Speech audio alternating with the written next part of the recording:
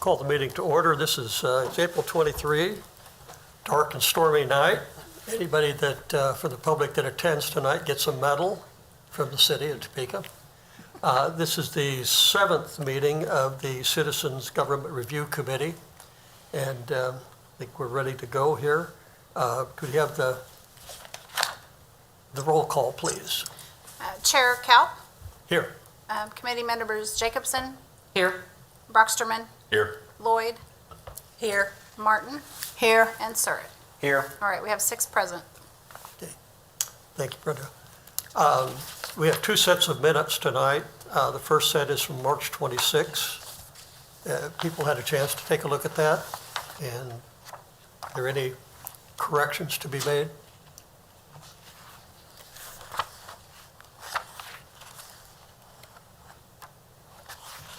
Everybody ready to go on it? Is there a motion to adopt?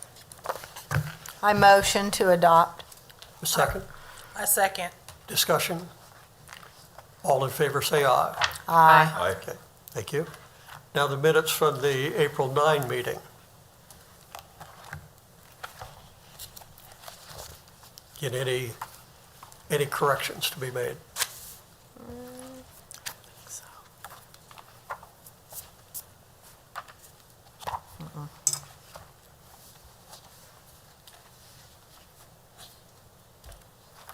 Okay. Is there a motion to adopt? I move we approve the minutes from April 9. Second. Is there a second to the motion? Second. Okay. All in favor, say aye. Aye. Aye. All opposed, same sign. All right, motion carries. Next item on the agenda is guest speakers, of which we have no one scheduled tonight. I had mentioned at the last meeting, out of my concern, and I don't know how broadly it's shared in the committee, that we try to encourage members of the public to come forward. The suggestion was made by Councilman Miller, if you recall. He was saying, well, we ought to go out to the public, and he was suggesting go to the NIAs the Neighborhood Improvement Associations as a way to get direct input from citizens. Well, we don't have time for that. Most of the NIAs meet on a monthly or every other month basis, and I think there are a dozen of them around the city, and it's just not practical for us, particularly at this point in time where we are on our timeline, not practical to go out there. But there is an association of NIAs, or an organization that combines leadership of all the NIAs, and that's the Citizens Advisory Council, which is a formal structure created by the city. You'll find reference to it in the city code. And they meet monthly. Representatives of all the NIAs are part of that group. And I've been in touch with the president of the CAC, I'm sorry. And she was not able to make it tonight. And in fact, she wants to have input from her board, or at least some of the members, so that she does want to attend and speak. She thinks it's important for her to do so. But she wants to come in representing the CAC, not her own thoughts. And so here's the deal. Their next meeting of the CAC happens to be at our next meeting in May. So that doesn't work. She won't be able to get the input until we have our next meeting. So the next opportunity for her to come would be, for our next scheduled meeting after that, would be May 21, which is a little late in the game, but I'm hoping that you will indulge me on this, indulge her. I think it's important for the credibility of the committee to show that we had input from the representatives of the CAC, members of the public. So I don't know that we'll have any new issues brought up at that point in time. If we do, if there's something that tweaks our interest, then we'll deal with it. There might be something that we could put into the report at the end, if they bring something to the table, absolutely. Okay. Well, without objection, I'm going to extend that invitation. And she did ask if there was anything in particular that she would like to address, like, that we would like her to address. In conversations with her, she's had significant, she herself has had significant liaison involvement, communication is the word I'm looking for, with the city manager. And she said that the situation with the current city manager is much improved over previous city managers. Okay. So she's pleased about that. It's not to say that it's perfect, okay? But she's, I think, supportive of Dr. Perez. I don't want to put words in her mouth.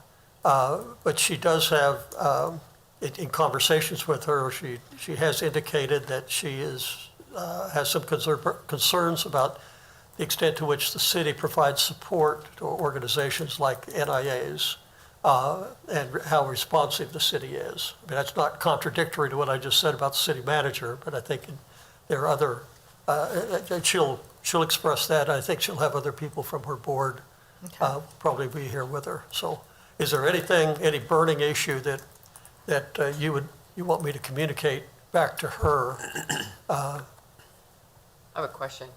Would it be too restrictive, limiting to convey to her that the areas we're looking at, we're focusing on, and ask for her No, Feedback. and she has Yeah. asked, she and has asked for target that. her response Yeah, well, that thank way? you, Connie. She did ask me that. Okay, And okay, gotcha. I'm to send her more detailed specifics as to what our mission is and Okay. the topics we've been talking about. Gotcha. I just want to Okay. know if there's anything in addition, anything unique to the NIAs and the CAC that we would want her to touch on.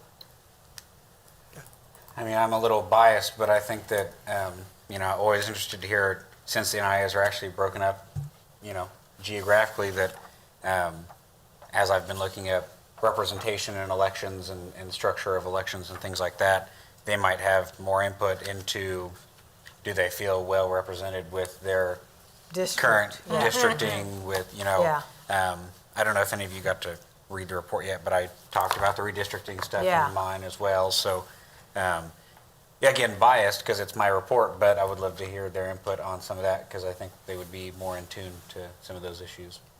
Zach, I think she would speak to that. We questioned her about it, but my experience with the CAC is there's a lot of, at least attempted communication between the membership of the CAC and city council members. Yeah. Okay. So. All right, I will, we'll have her on May 21. I don't think we have anything set for the next meeting in May in terms of a conferee. So that would be a matter of just continuing to work on all the drafts, unless somebody wants to bring up another name or organization that we want to hear from. Okay. And, okay, public comment, once again, empty chairs. We'll attribute that to the weather tonight, okay? So we'll go right into the work session. Well, in terms of public comment, Brenda, we have any communications that have been made? So we've received one email on April 10th since the last meeting. It's from Monica Hill. I did forward it to the committee on that date, and it will be attached to the minutes tonight. So that's all we've received so far. And that's the only communication? Correct. Okay. Well, then let's get to work. Jim, one more thing, real quick. We're supposed to get another round of the bad storm at about 8. So can we leave at 7:30, or what's y'all thoughts on that? What do y'all want to do? We I can think make if a we, motion to- what are we, 10 minutes into it, if it gets closer to 7:15 and see how far we get with the work session. Okay, Maybe, just maybe, we'll get done at a really timely manner today. okay. I just wanted to put it out there, Jim. Yep. I'm just I putting don't it think out there's any opposition to that idea at this time. We'll keep an eye on it. Okay. Okay. We've got the good seats to make it away. Who's best informed on the weather? Who's keeping track of it? I got WWW I on thought my I phone, would, so- but shoot, stuff is just happening in real time. We're not getting alerts or anything. It just. That's why they call it weather. We're just kinda going off. So, do y'all want to take a look at the new stuff that we have here? Sure. I think we should probably talk about, I mean, Monica Hills isn't anything new. We did talk about the internal auditor Audit, position. Yeah. But we do have the memorandum from the city manager that we might want to discuss. That might be a good starting point for us. I was looking at Monica's and Dr. Perez's documents. I think some of these, like his response answers some of her concerns, I think. HR policy, where it says I-9 documentation, I think that was in there. Yeah, I-9 verification's in there. So number 4 on her list is done. I mean, obviously, their So the AR P card, audits. there's something about the P budgeting. cards in here too, I thought. It's Was the there- very top of the second P-card, page, yeah, P-card P-card monitoring. Yeah. monitoring on the top of the second page. Okay, so 4's done. I would even say 1 and 2 are done, you know, they have The finance AR audit. audits, you know, they have a financial audit Uh-huh. done by an external firm. Yeah, number 8, 9, conflict of interest is in HR here. They talk about conflict of interest Literally review. conflict of interest Yeah. is in there, okay. Yeah, So I would say a majority, if not almost all of the concerns listed in that email were covered by Dr. Perez's memo here. Well, in the interest of time, let me move things along here. What I was proposing to do, wanted to deal with Brian's issue paper Okay. summary, first of all, then Zach's. And I've got one on interlocal cooperation.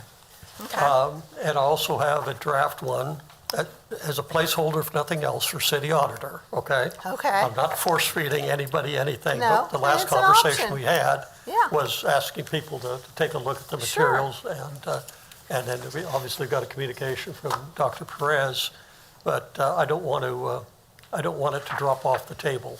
So Okay. I've got a draft that I'll distribute. Okay. Okay.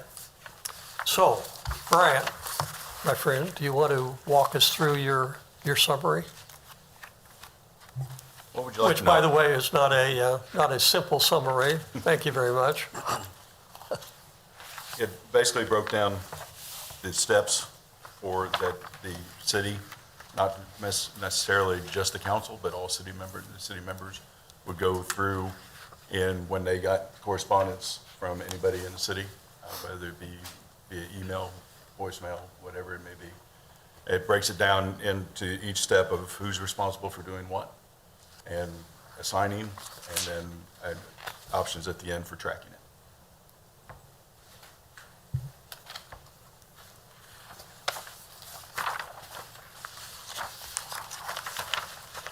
So, Brian, and I have not I have not read through this yet, so do you want to walk us through the recommendations that you're, I'd rather everybody just read it. I'm sorry? I'd Right. rather everybody read it, and then we can, and then Uh, go so through what you s- questions. So Present it. It's- I can read it for you. Timely documentation, we need to make sure that everything that is given to a city member is done in a timely manner, that there's not very much delay. And the category of the feedback is classify it into general sessions, concerns, specific actions, policy changes. Then goes into designation, where designate the appropriate person to take action on the suggestion. Now, when I say take action, that doesn't mean that they have to do something about it if it's not needed. That is part of the designation is it needed, is it warranted, does it need to going forward? And then whoever is designated to is the action plan is for the development. And then that's their part to create the action plan as needed. And then the process updates are as required if anything changes for their discussions, for any of the readings, for any more input. Then the follow-up meetings and check-ins. and at a date that the city prescribes. A lot of this, I went into, didn't go into detail because that's not our job to tell them how they want to do it. Yeah. Our job is to give them the recommendation of what we think should happen and let them fill in the blanks. So a lot of this is high level because of that very reason. The feedback evaluation, basically is you're closing the loop at that point. Is finding out what you've done, who did it, and then going back for the feedback, and then closing it. And so there's a actual show of movement and finalization. So then, and that comes with the final report. With the automated follow-up tools, there's a lot of different things out there, but if the city doesn't want to buy a system, I'm sure that they have a project management tool already in place. Or if not, a simple Excel spreadsheet that would be, and obviously somebody's going to have to take care of that, but that's for them to figure out. The biggest thing is really step one, the timely feedback and timely acknowledgement of receipt of the question or the issue.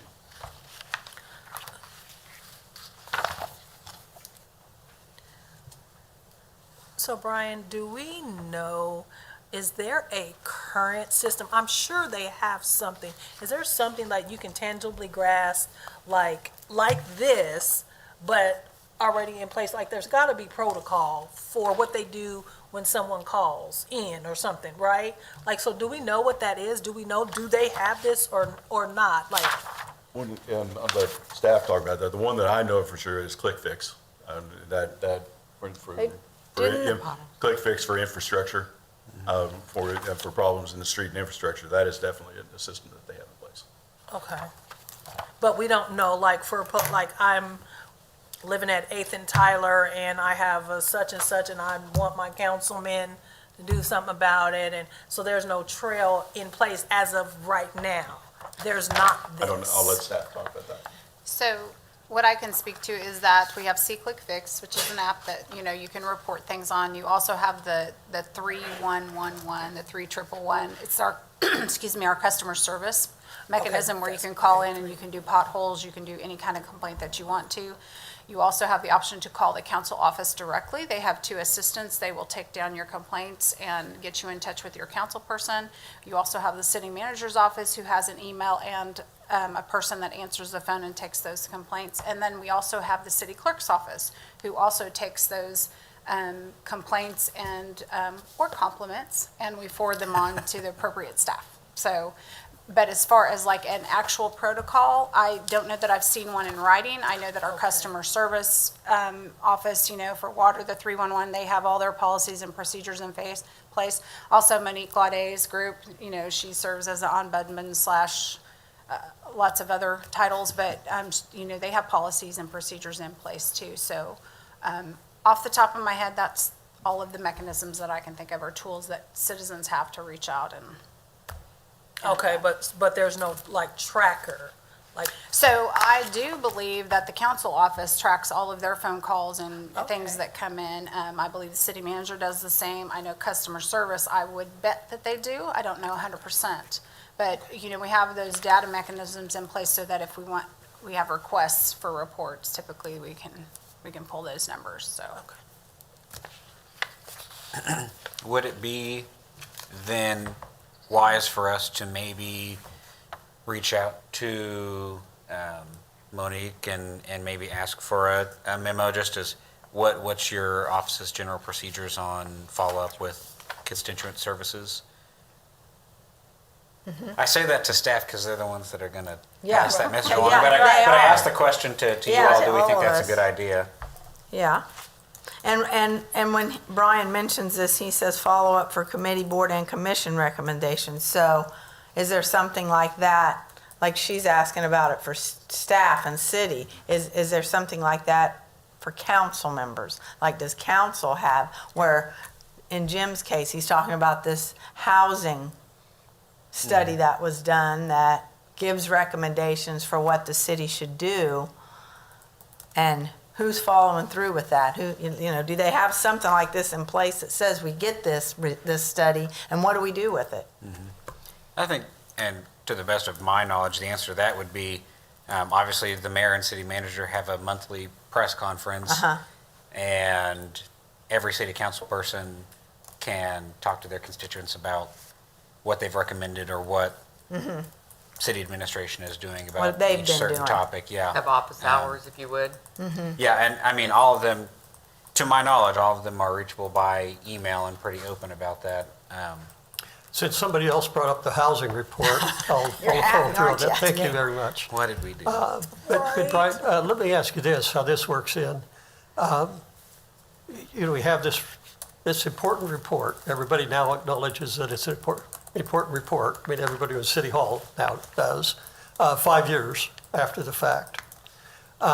There was a detailed set of goals and objectives and an implementation schedule built into this report that was adopted by the governing body. I don't know, by ordinance, maybe by resolution, but it was adopted, formally adopted.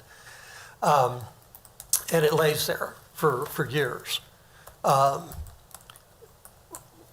Would it be practical to, and I don't know if it could be incorporated into your summary or not, and this sounds awfully simple, but when there's a report like that the city has commissioned, whether it's created internally or by a consultant, and it's put before the council and adopted, and the contents of it says A, B, C, D, this shall happen, this shall happen, this shall happen. Is it impractical to require of the council that you identify the goals and objectives and you either on the record adopt those or you reject them? But you can't just lay them on the table. You can't just say And thank you maybe for the report. come up with a timeline, Yeah, just or a thank you. tentative timeline. Thank you if for the they can. report, and then it goes on for somebody to show. Yeah, And I That's think, been and when you talk about the housing study, I talk about it ad nauseum, but there are other reports sure. that are out there. And I think with what I have written up, that would make sure that did not happen. Because with regular progress updates, follow-up meetings and check-ins, action plan development, you would actually be setting milestones that needed to be met, and then followed up on the scheduled reviews, schedule follow-up meetings or check-ins bi-weekly or monthly to review the progress of feedback and implementation. So tell me if I'm So- missing it in here, but what I'm looking for is the council shall do this. The council shall adopt. I mean, I think if they adopt our suggestion, that's exactly what it says. But it's an either or. It's not like, well, we'll take it under advisement or something. Okay, you adopt it, or you reject it, and maybe you reject it. You send it back to the folks who did it. Say, you need to revise this. It doesn't mean it's dead. It means maybe you need to change the timeline or change the Right. objective or whatever. But you don't just. Well, I think it's about like any other policy or procedure that they have. It's only as good as the people that are tracking it. So if they implement this, yes, they have to do it, but if nobody is looking at it and holding Following them to it, Yeah. then it'll fall by the wayside. Well, what we But- heard from the Jump folks, I think, and from the league, and I think you'll hear from the CAC, it just keeps coming up. It's accountability. Yep. And when people were talking about, well, the city manager changes, or there's changeover in the city council, and ownership gets lost by elections or changes in jobs, that's accountability issue. There's nobody there that's assigned the task and stays with it and Right. hands it off to their successor, Yeah, maybe. yeah. But What And what that's happens kind of when how that- this is written up, is that there are people designated to do it, and that there are time milestones to be put in to be met. And so then it's up to the person being the designated and the people watching over them to make sure that they hold to the standard and hold to the timeframes. And if I may, I think that Jim, what you're talking about and what Brian put in his report are a little bit different. He's talking mostly about citizen concerns, and while housing is definitely a citizen concern, I think what you're talking about is a lot like what we're doing here. We're going to give the governing body a list of recommendations that they can choose to do whatever they want with. my concern with, because I think that's a lot of people's concern is, right, they get all these reports and at least the perception is they do nothing with them. If we were to recommend, again, obviously they don't have to adopt it, if we were to recommend that they say yes or no to everything that comes before them that says, we recommend that the council do this, kind of ties their hands a little bit in if they don't like a little bit of it, or going line by line through each recommendation saying, okay, well, because I think that's what they're doing now, right? They take it and they say, okay, well, consider this, because they may not have the budget, they may not have the personnel to meet those needs, so they're more likely to say no to things if they're forced to, because they may not at that time have the budget to accommodate those. So I don't, for any given time, think that the city tables things and never talks about them again and shuffles them under. I think that they're given to city staff to go over and really prioritize. When we talk about things like housing, and we've talked about, the city's talking about low barrier shelters and about affordability and tax credits and all kinds of things that they can do. It's just, how do we get there? So I agree that accountability is necessary for any good public servant, but I don't know if that's going to really change anything, because they adopt it, which is them saying, yes, we accept that you've recommended this, that we accept your findings. And that's when the city administration, the city manager, and city staff come in to actually Implement it. Yeah, right. So the legislative, the I'll call it the body's legislative doing- body, but the yeah. legislative body, the policy-oriented body has said, yes, we should do this. And that's as far as it goes, because then we come up with the council manager form, and is it accountable, where does it go? And if you don't like something that's going on, you can't fire them, but you can get a new city manager if you don't like it. So I think that we can talk about it. I don't want to say it's off the table, but I think that kind of recommendation would, if implemented, would kind of tie the hands of a council, Going forward. right, and not really truly change anything about it other Yeah. than, Make a difference. yeah. Requiring a concrete yes or no Like- from them, and flat out, yes, we're going to do it, and no, we're going to drop it forever and ever until somebody else Right. picks it up. And you're saying that's not really ideal, or not what Sure. is workable, or what actually I happens. mean, if the recommendation says the city needs to have a low barrier shelter immediately, like this is the number one priority, and the council says, yes, we have to do that, and now it's on city manager and city staff to figure out how to get it done with, No a funds. handful of budget cuts in Yeah. front of them, it just becomes more of a burden for the city, which means it may never get done. And maybe this is getting too much into the weeds. I Well, think I've probably spent too much time on it. Yeah, no, I think you're right, but I don't think anything that's written in here is telling them that they have to come up to a yes or no in a timeframe set by the requester. The decision of when a decision has to be made is the person that is designated to, then makes it say, okay, by June 11th, we have to have an answer. And June 11th, the answer might be, we are still investigating, now we're at September 13th. So I don't think there's anything that I've written in here that calls for a specific date. But there's information. There's information and there's follow-up and there's dates to be set, but just like you said, just because you said July 11th has to be done, well, may not be, because like you said, 2 budget cuts got in the way, we couldn't get to it, but now we don't let it drop on July 11th. Now it's tracked, and on July 11th, now we set a new date. Reset, yeah. That makes We look sense. at it. Right. Okay. I think And then, things like, and that's the thing about like voting matters, because at the end of the day, you can, like, we're gonna give what our thoughts are, we're gonna make our suggestions, we're gonna, present all that.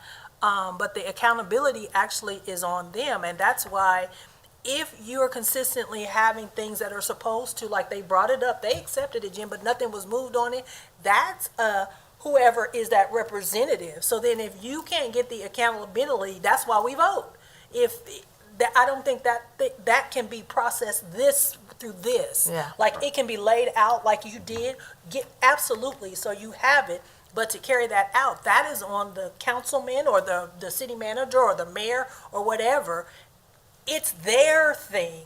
And so what you have to do is get another person, elect another person who will keep their word and say, we adopt this and we're going to, you see what I'm saying? I'm Follow like, through. Right. we don't have the power to force them. You can't.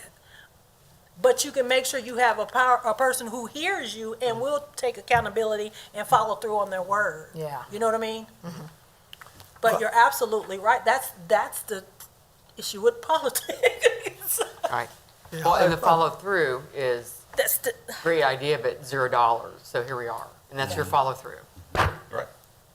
Okay, Right, so and- I'm losing the argument, I understand that, but I, you're not losing the well, argument. you know, No, on the you're face of not. it, it might sound draconian to force the elected officials to say, yes, we're going to do this, or no, we can't do this, or we won't do this, when you have, a report presented. But we've heard from a number of folks, this issue of things just don't happen, Yeah.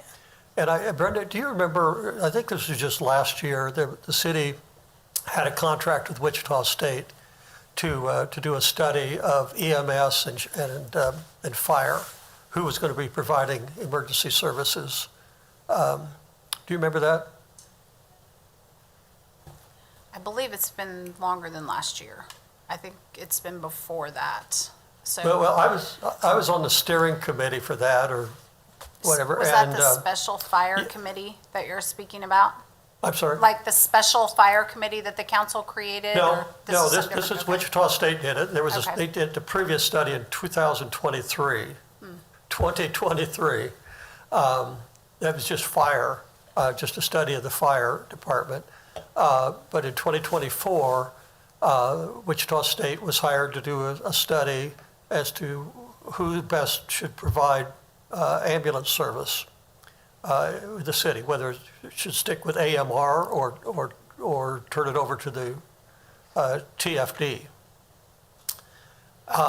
And I'm making a point here. We had a couple Zoom conferences that were of marginal benefit to me. And then there was a series of meetings that were scheduled and then didn't happen, and then nothing. I never heard anything. I have no idea whether or not that report was completed. I never saw anything in the media about it.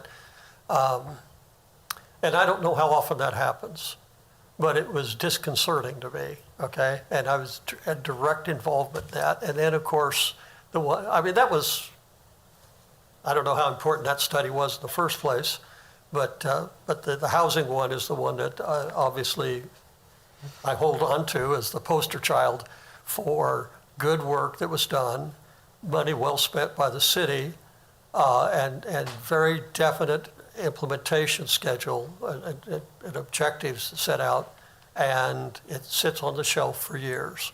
While everybody talks about housing and affordable housing, and they have an asset right there in their hands or on the shelf, but nobody was assigned, to my knowledge, nobody was assigned to say, Right. make sure this happens. Now, you said you're losing the argument, but actually you're making the argument for the two cases you just brought up for something like this.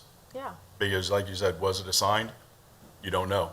If there's something like this were adopted, there would be something that would say, yes, person A was. But what I was assigned. looking for on this yes, no thing, which has fallen flat on its face, was ownership by the elected officials.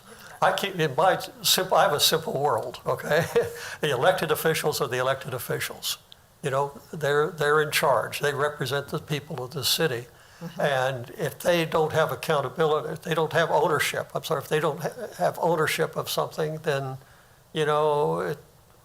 maybe it'll happen, maybe things will fall through, and procedures like this might be very, very, very, very, very helpful, but if there isn't ownership by the elected officials, things drop down to a whole other level. So I'm just looking for a more assertive position, a more responsive position by the elected officials to embrace something, or say, no, we're not going to do this. We don't have the money to do it. It's a great idea.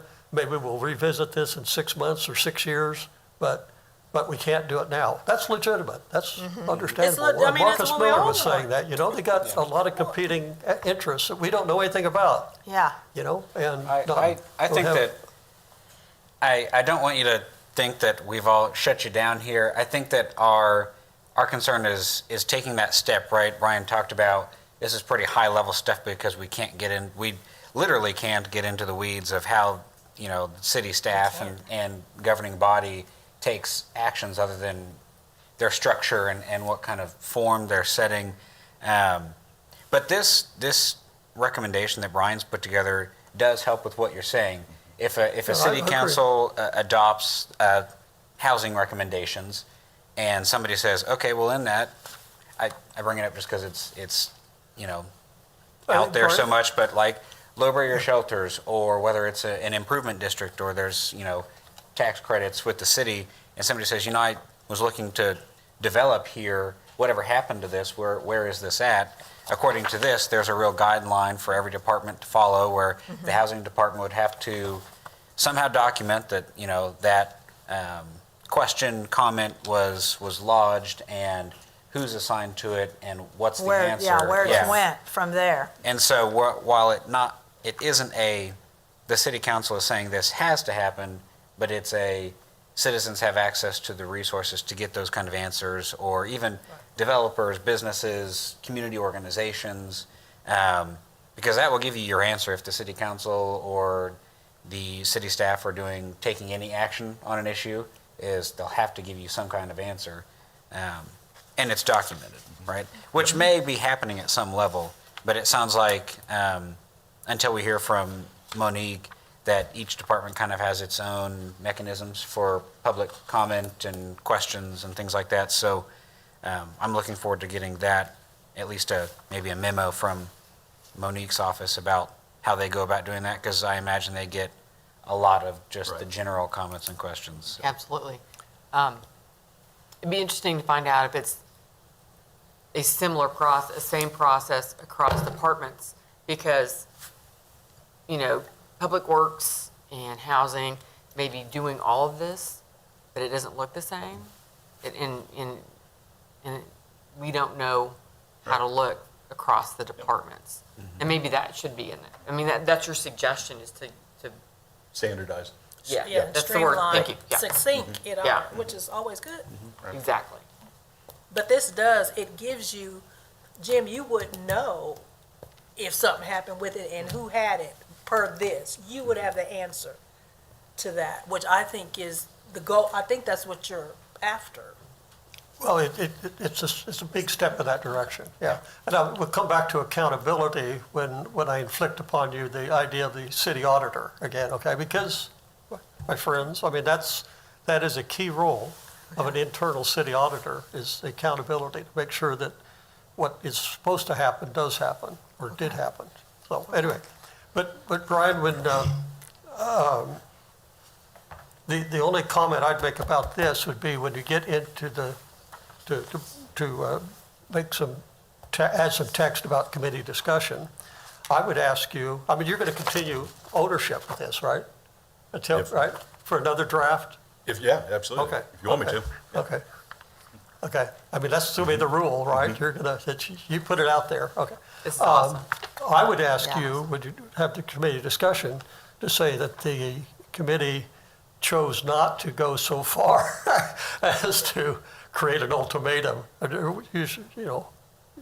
you want to say it, that they chose not to go the extent of making a requirement that the elected officials either approve or reject recommendations and so forth from consultant studies or internal reports. Do you have that? You wait till the minutes to come out and see how this got translated. But what I'm looking for, and it's proper. I mean, it's the record here. We've talked about, can you go beyond this? Can you be more severe more demanding. And the consensus, not unanimous, but the consensus of the committee was that we just, we don't want to go to that point. Yeah, and that's one of the things that I didn't write it to that point because that wasn't the input that we were getting from the people. All they were really concerned about was the follow-through and the follow-up. Yep.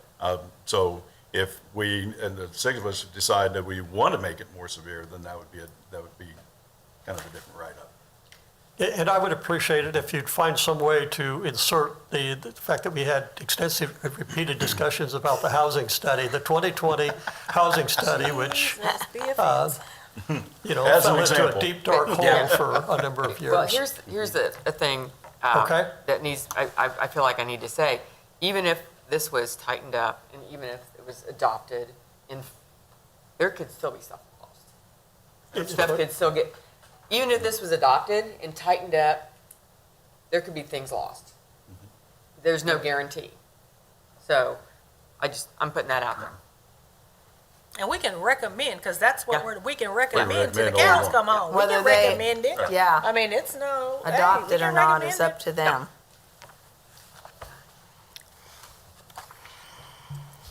I have one follow-up question. So to be clear, Zach and everybody, you want the process on the constituent services, right? Like how we handle constituent complaints and compliments and things like that. And then the second piece is when committees, boards, commissions bring recommendations to them, what's the follow-up mechanism internally?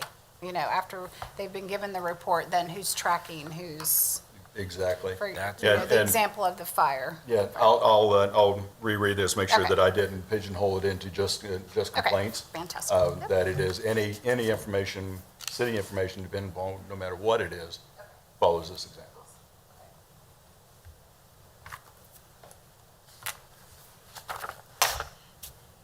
Move on? Yep. Do you need any more direction or? No, input? I'll have the notes and I'll put it in the committee discussion bullet point. Housing. You want my copy, my notes? There's Jim, so go much to the housing in this council, report. get before them, get on the calendar and go and let her rip. That's what it's for. Zach? I'm always ready. So I don't know if any of you have had the chance to read over my recommendation summary yet, so I'll I give have you not, the. so hit the high points. I'll give you the executive summary. My explanatory statement's pretty much just current state of affairs as far as city structure, elections, anything like that. We've had extensive conversations about. So, council manager, 9 district seats, mayor at large, staggered elections, all the stuff we already know. Instead of listing every conferee, because I asked the same questions or tried to ask the same question of almost every conferee that came in, I just listed what the major consensus was of those conferees, and that all of them spoke in favor of the council manager form of government, in favor of staggered elections, the number of council members, 4-year terms, and maintaining no term limits. I did call out that the League of Women Voters, Topeka Shawnee County, introduced us to the idea of looking at the redistricting process, which then kind of came into play later. We had 2 public comments that specifically talked about structure and elections, Deborah Dawkins and Joseph Ledbetter, one in support of council manager with staggering terms, the other against council manager, supporting strong mayor, reducing the number of council members to 7, with 2 of those elected at large. At the end of the day, I put our discussion and recommendations kind of all in one lump sum because the recommendations were going to look pretty small. So started with the form of government, no action. We found no strong evidence or support for changing the current form. In fact, many strongly supported the form we have now. Number of council members, no action. We've heard that 9 council members work well. Each of them can sit on a committee that's of a larger size without having to go through and have an issue with quorum of the city council.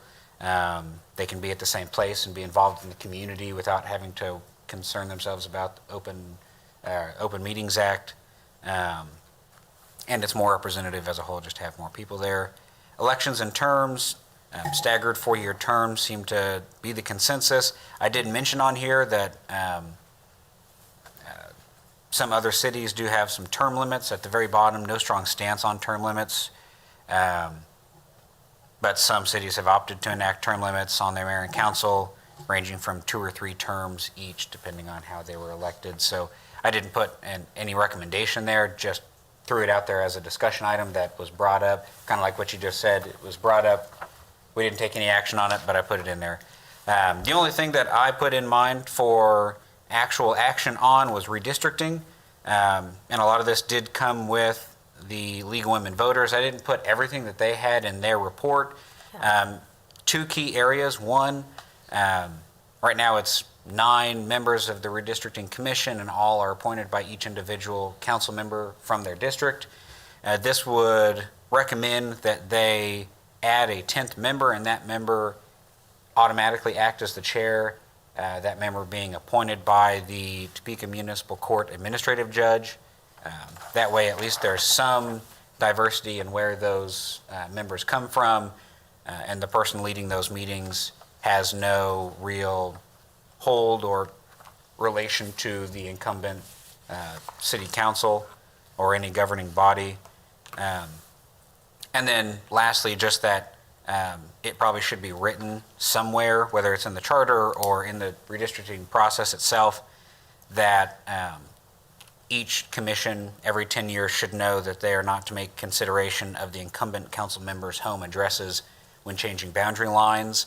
I actually did some research on that today and found that, and I don't know, I didn't go so into depth. I just looked at dots on a map and the current boundaries, and at least one of the council members' homes was right on a boundary line, and it specifically didn't change in the last redistricting process. I can't tell you, I didn't read over all the minutes. I can't tell you if that was actually brought up in discussion, but it is an option out there. Most of them lived well within the boundaries. I looked at all the other plans and, it wasn't really a concern, but at least writing it down gives them some more direction to say, don't consider home addresses when you're redistricting lines, which is in line with what the state does. State representatives and senators will occasionally have to vie for the same seat, even though they're both incumbents because of redistricting. It just happens. Other than that, it's already a nonpartisan group. And it makes sense that each of them should come from a different district because they're representing a different district and they can't be council persons. So that was the only, and also mine's not bold, so it's only a back front piece of paper. But that was really the only thing that I had as far as change. But you would like to see a statement in the charter that say that the commission shall not consider, as opposed to just taking out the language that's in there right now and being silent on it. Yeah, want an affirmative. I would think that it would be at least Okay.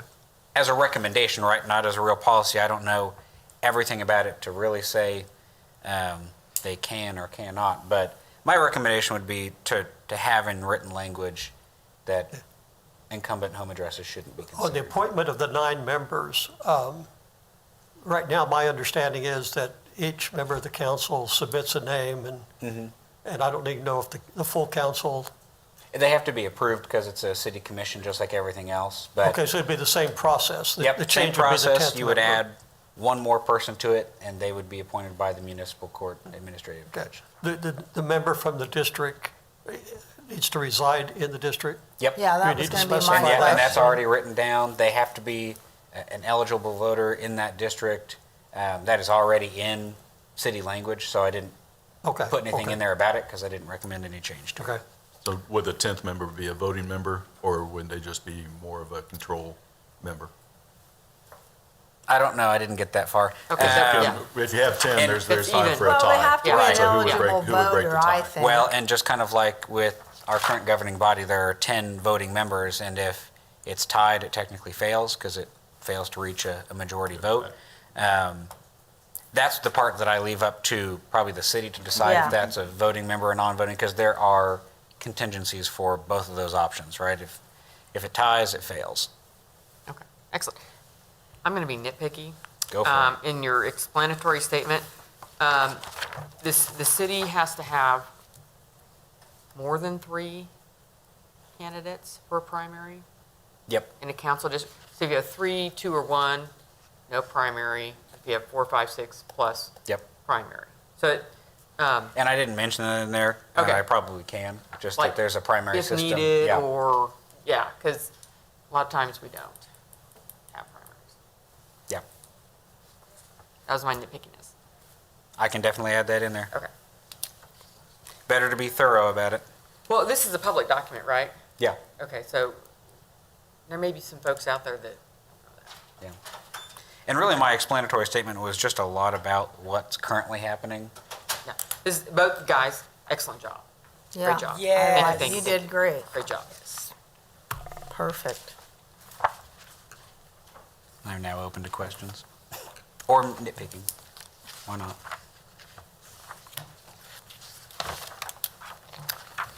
Well, I have one important correction to make.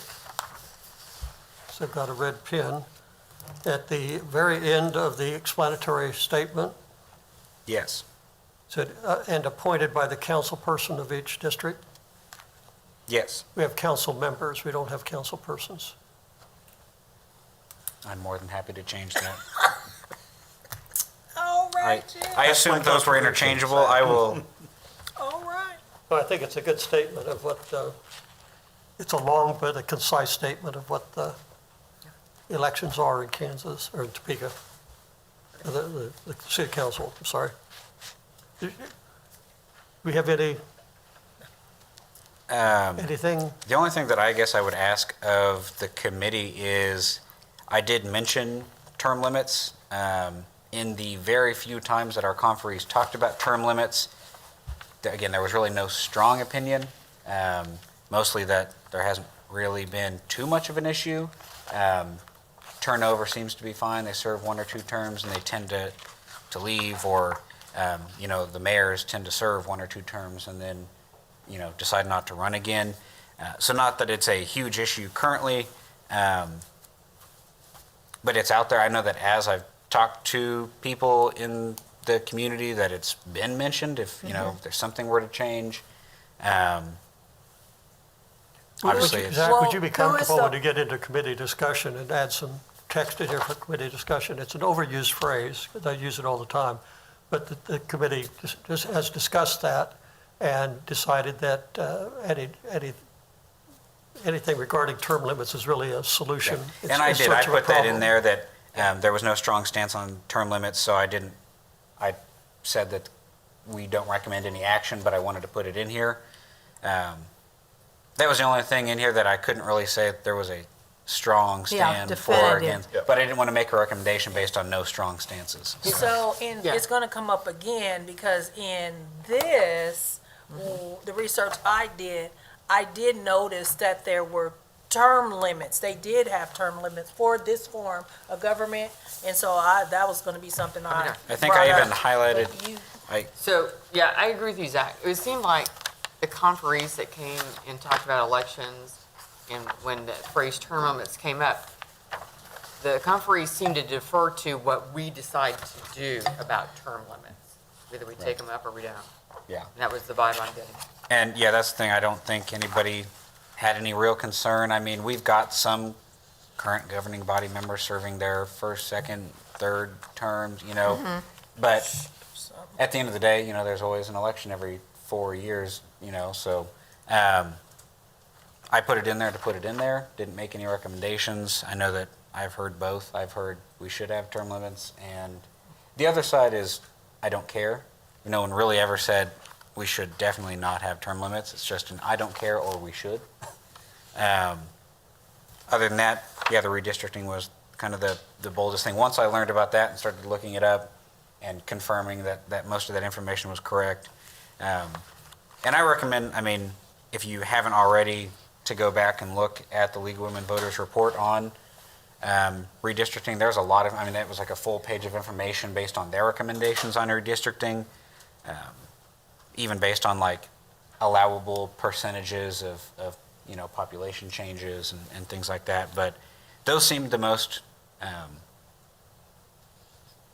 basic to me, is that we should probably have some kind of system where incumbents are favored in that process, and it's not just council members appointing because again, we're planning for a future where, we've got a great governing body now, but if in the future somebody decides I'm going to appoint my friends to do this, it's totally cool, and they're going to make sure I keep my seat, right? We're just planning for the worst case scenario.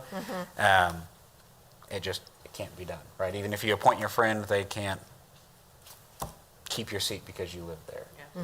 No, I think it's wise, Zach, to actually include our consideration. I mean, that's, and just, so many are like, well, did we talk about it? It's like, yes, we did. Yep. That's all I've got. Okay. Thank you, Zach.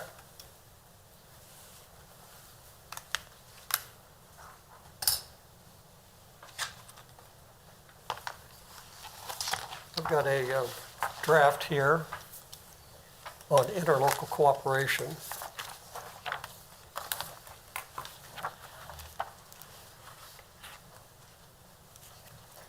Jim? And none of you have seen it yet.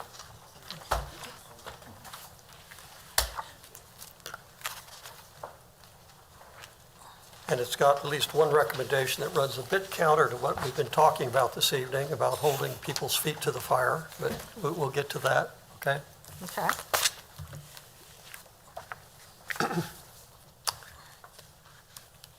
In Kansas, meaningful interlocal cooperation really means operating within the Interlocal Cooperation Act, which is a state law, and it mentioned here it's a very liberal grant of authority to, so that any two units of government that can do the same task, that have the legal authority to do the same thing, can do it jointly, okay?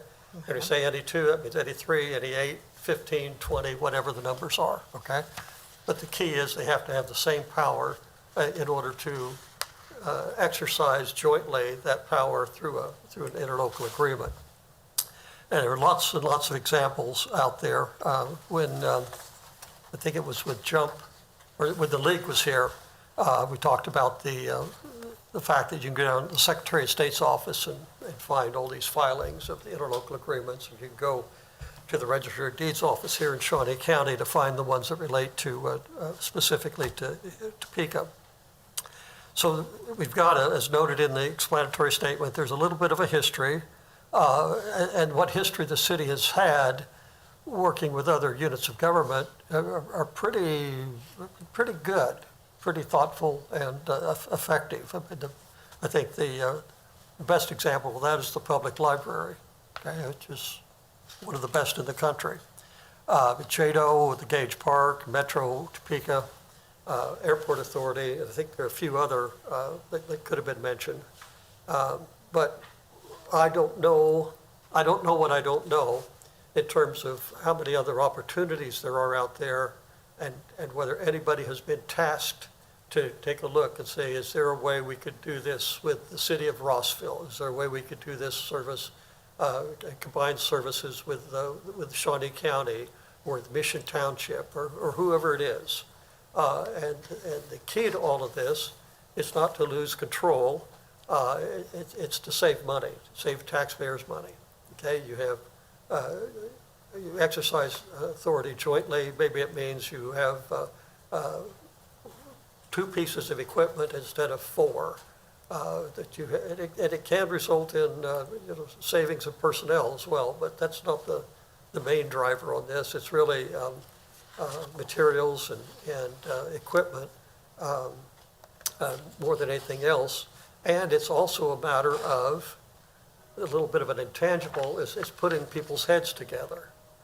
I subscribe to, I think it's great that Kansas has thousands of units of local government. You know, people complain about that sometimes. You got 627 cities in the state. You got 105 county governments. You got thousands of townships. And people think that's cumbersome and ineffective. And to some extent it is, but it also means you got people involved in all of those positions and thinking. And, you never know where a good idea is going to come from. So if you have an interlocal agreement with Mission Township, to talk about the fire department, fire services. Maybe the folks on the Mission Township Board have some great ideas that City of Topeka ought to embrace. You know, it's a two-way street. But we don't know. We just don't know what opportunities are out there. So the suggestion, and I listed a number of areas where I thought that joint operation or cooperation might pay off. Housing for the unsheltered, housing generally, firefighting, so on and so on. So, recommendations. The first one is just that there's some joint meetings. I think someone did mention that. I think that was the League of Women Voters. Thought that it was important to have joint meetings between the Board of County Commissioners and the city council, and that seems pretty easy. To put it on the calendar every month, every couple months, whatever, just to sit down and exchange views and see if there's ways to cooperate. The second recommendation involves the city auditor, okay? And the city manager, city attorney, one of those folks to go through the records and find out what opportunities are out there that aren't being looked into interlocal-wise. And the third is a little more ambitious, and that is for the city and the county to create a body like JADO that would have its ongoing purpose would be to promote interlocal cooperation. We have the ICC, which we talked about and had a member, Ms. Overstreet was a member of the ICC. I've done a little bit of a looking at the ICC. It really does not have the potential, I don't believe, to serve the function that I'm talking about here.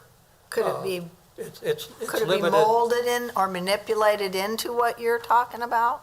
I'm sorry? Could it be molded or manipulated Yeah. into what you're thinking, Jim? Well, they don't have, their purpose. Because they don't really have powers, The right? history has just been to provide information, flow of Okay. information. They've met infrequently. I think things are improving now, and that's great. And if the city council was interested in promoting interlocal cooperation along these lines, something along these lines, and they turned around and said, well, let's do it with the ICC, then Yeah, that's fine. But given the membership of the ICC at this point, it's not, I don't know that it'd be a good fit, to be Okay. honest with you. okay.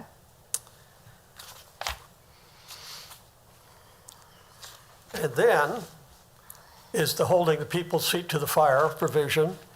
If you're going to amend the charter, and this would be an amendment to the charter, that they have to do it within 180 days of being presented with the recommendation, and either make the change in the charter or say no.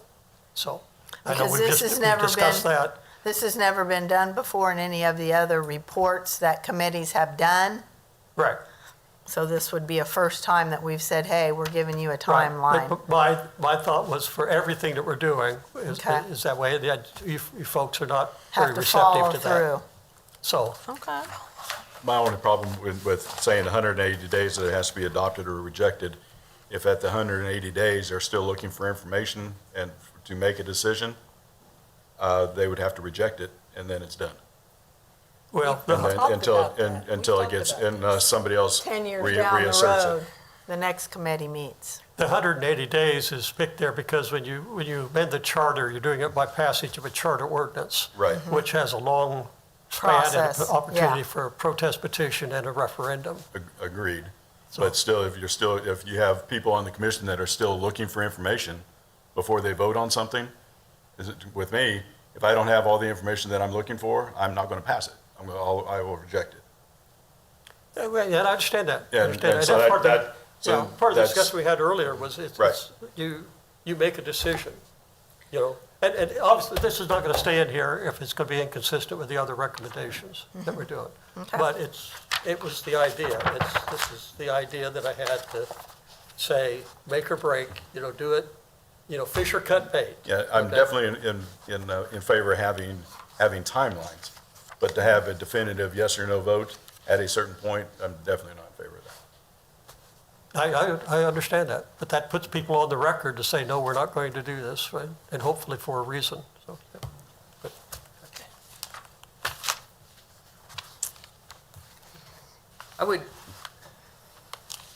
I agree partially with the timeline thing, but right now we're looking at a financial concern, which may or may not exist 180 days, a year, 3 years, 5 years, because this committee will not come again in 10 years.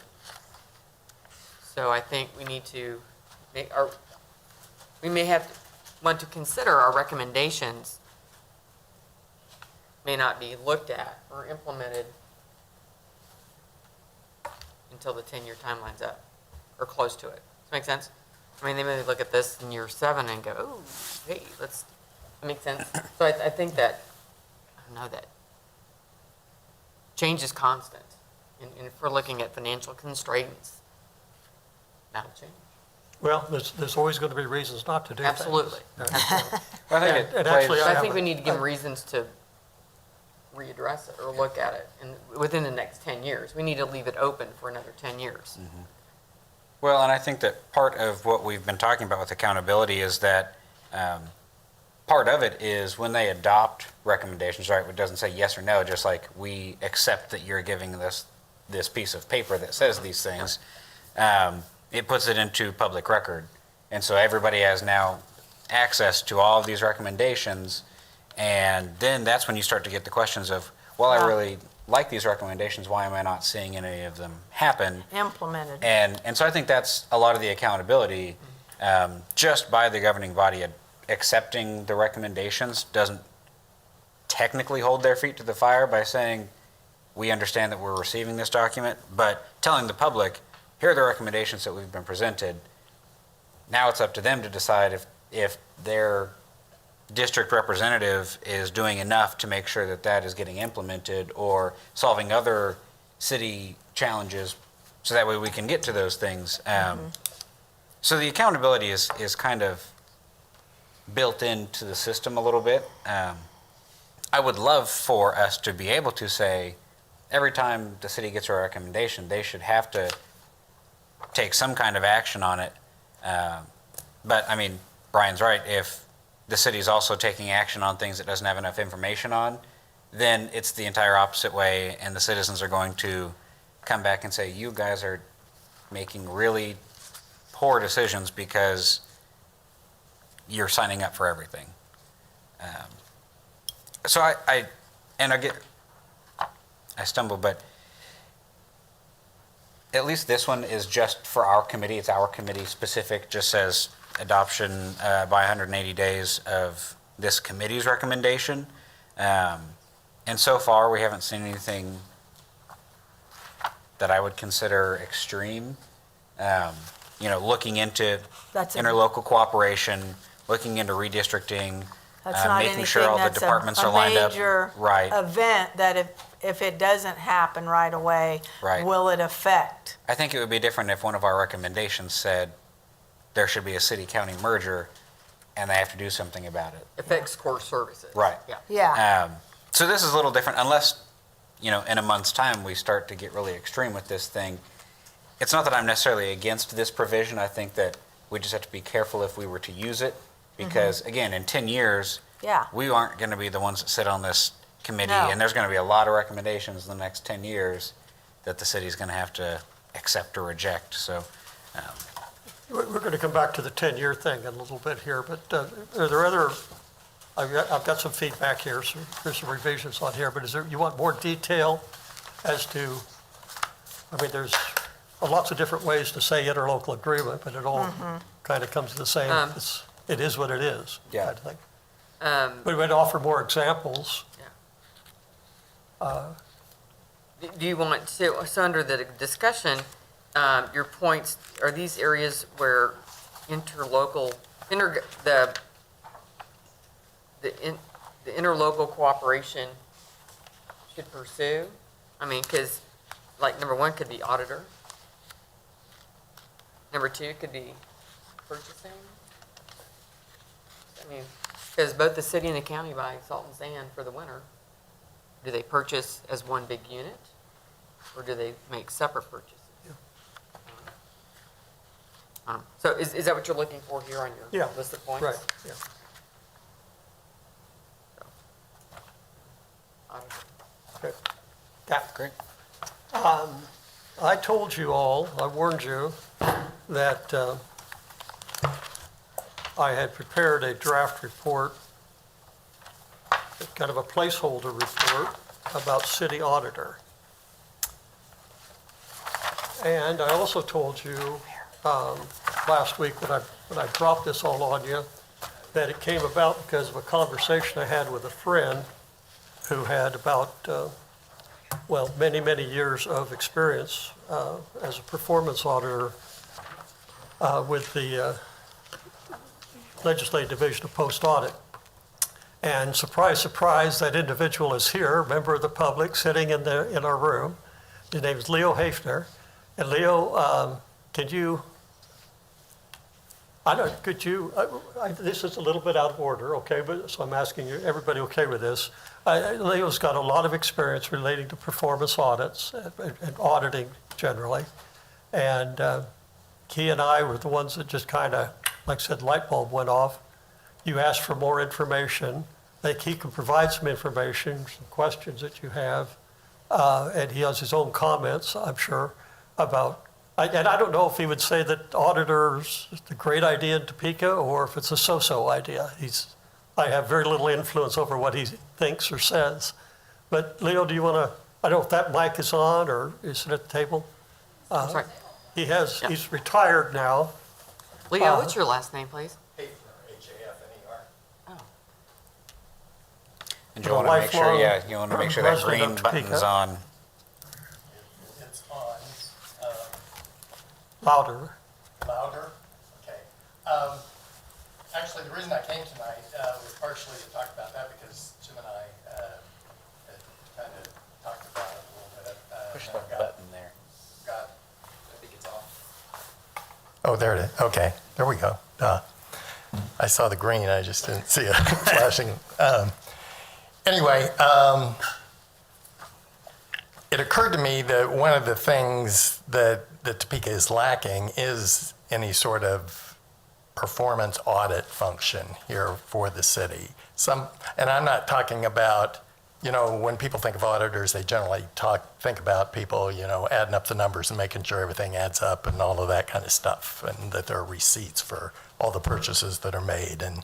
And basically what I'm thinking the city needs is some sort of a performance audit function where you have and I'm kind of violating one of my core principles here tonight because I never tend to advocate for adding more staff to the city because I think that, expense is bad enough as it is with our property taxes. But essentially, it gives you an ability to go in and look at the city functions kind of independently and say, are they operating economically and efficiently and according to what they're supposed to be doing? It's sort of like, what's supposed to be happening, what is happening, what's the difference between those two things, and then what needs to be done to bring it into accord with, what's supposed to be happening. And so from my perspective, an auditor would give you that. It may even save the city a little bit of money because I know that the council occasionally contracts for private studies and things like that. There may be some of those that could be done by an internal auditor. A couple of things that I think would be important to keep in mind about that is you kind of, the way we operated, we were a separate branch of government working for the legislature, looking at the executive branch of government. So we were completely independent, and sometimes we were actually looking at the court system too. It's harder to do just in the city, but I would recommend that if you guys are thinking in that vein, that you would make sure that it's as independent as possible, and I'd have the auditor reporting to the members of the council rather than to say the city manager or, you know, somebody who's actually kind of responsible for the city functions, because you kind of want to have an outside entity, you know, looking at that.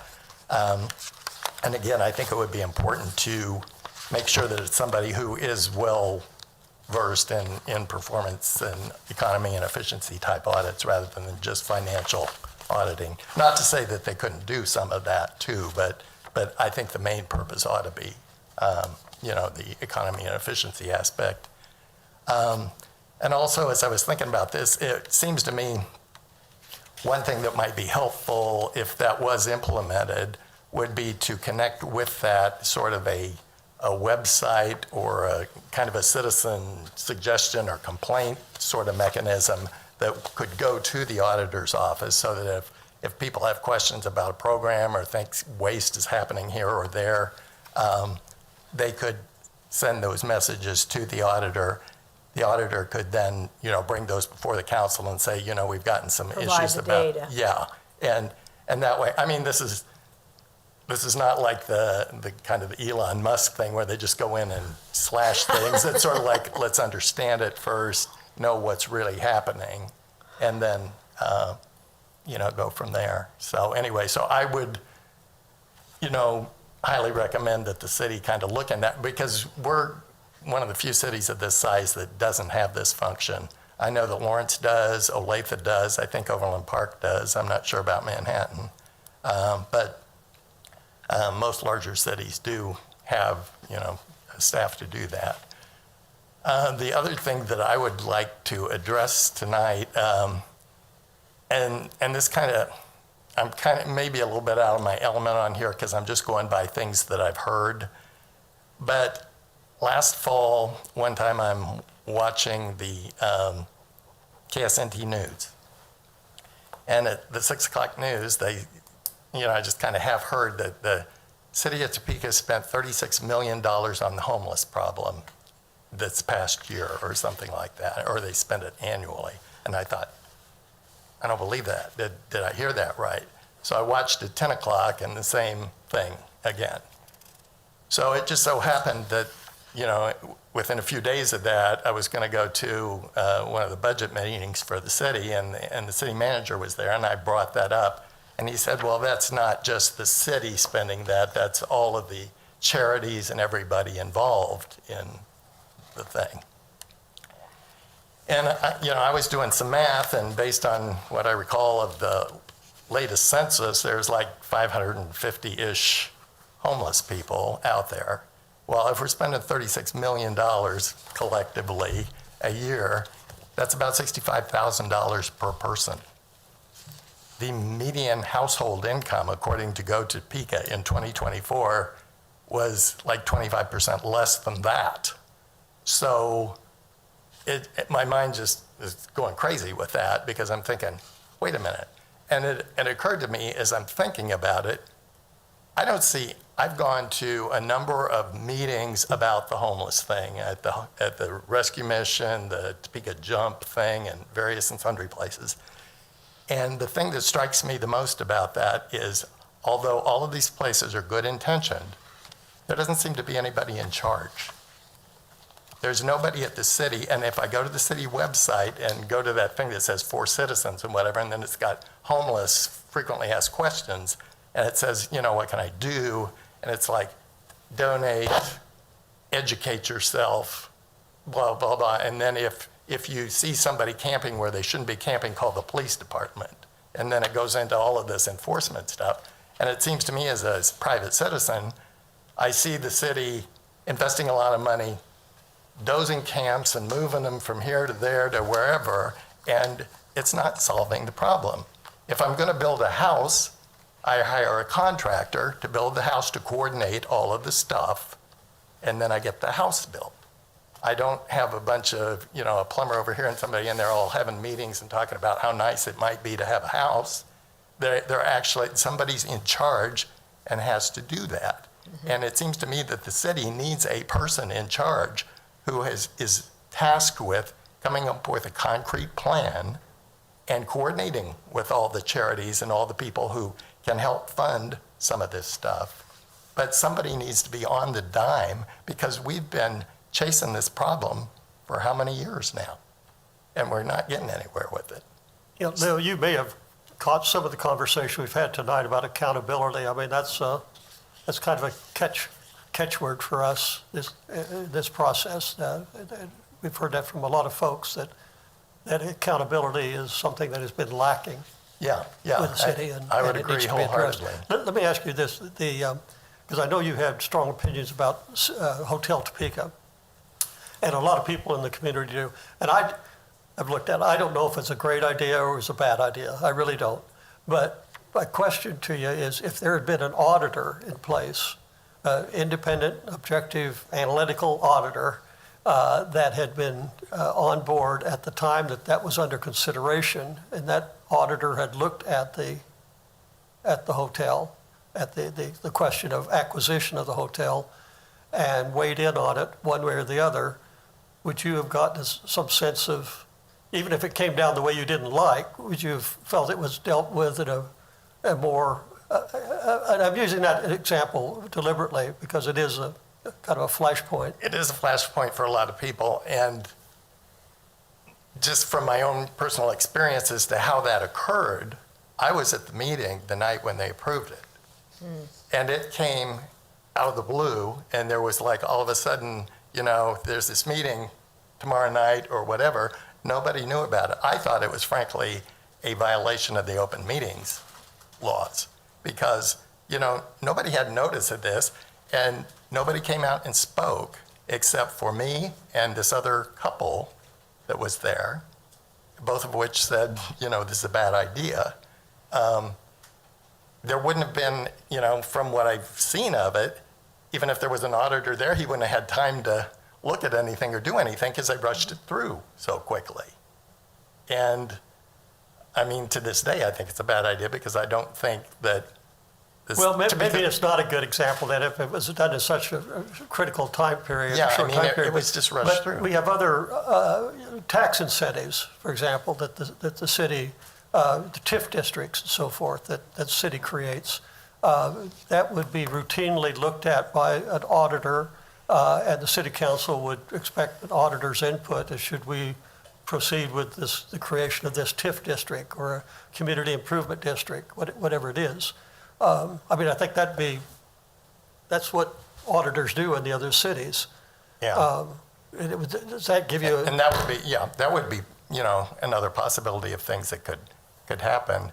The one thing that's going to be critical, though, is whether the council is bought into it and willing to take, the information that they've got and then make good decisions on it, or whether they're just going to say, because to me, I would say just right now, if they're not going to do that, then let's not waste our money getting an auditor, because they need to be able to, incorporate that into the decision-making process and be open-minded about that and willing to do it. Questions for Leo? I mean, he is the most experienced auditor in the state of Kansas, I think. So What? Leo, but still, like you just hit on the point, even if there was one, it's still just a recommendation. This is what we see and we say, and then it's still upon them to implement or not, or, you know what I'm saying? So Yeah, they don't have the power that we want for them. You gotta make a good decision. It's not that. It's they would look, recommend, and it would still be on the city council to Ignore. implement or Ignore the advice and go ahead. and carry it out to how they see, so it would be like adding another voice, but it would be adding a voice with really no power or authority, rather, right? no, absolutely not. Okay. We had no power. Okay, The audit office that I was in, I was the deputy auditor. We had about 30 people for the state. And we carried on a number of audits over, as they were ongoing all the time. the Legislative Post-Audit Committee, which was about 10 members of the legislature, approved the audits before we did them, and then they reviewed them afterwards.